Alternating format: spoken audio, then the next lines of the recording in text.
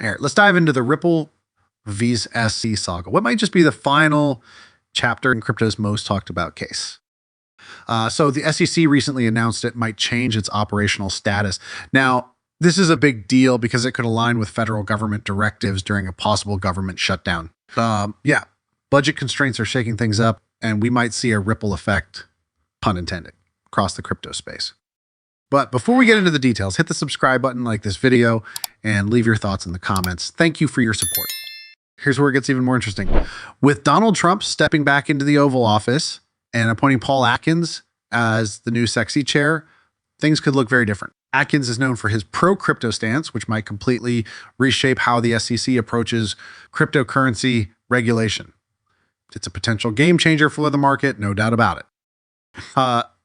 Now Jeremy Hogan, he's an advocate, a partner at Hogan. C. Hogan jumped into the conversation on X, formerly Twitter.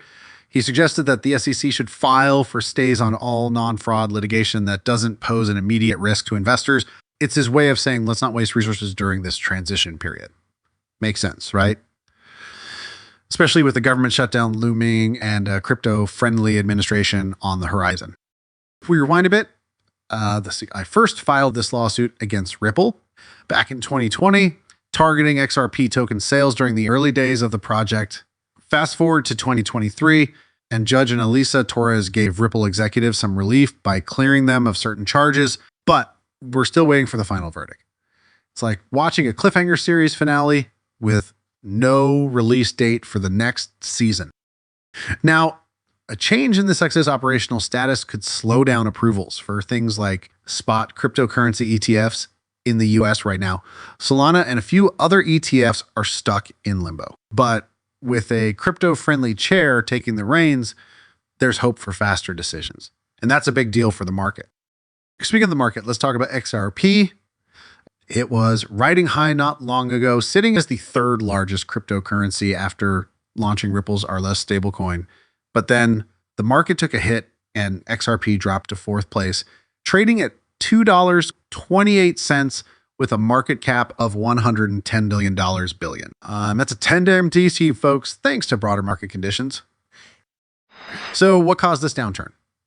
Mix of factors. The Federal Reserve announced a 0.25 rate cut, which wasn't a huge surprise, but Jerome Powell threw everyone off with a cautious outlook for 2024. Inflation worries and fiscal policy uncertainty added to the stress, and the result, a 7 drop in the global crypto market cap. Bitcoin-focused ETFs weren't spared either.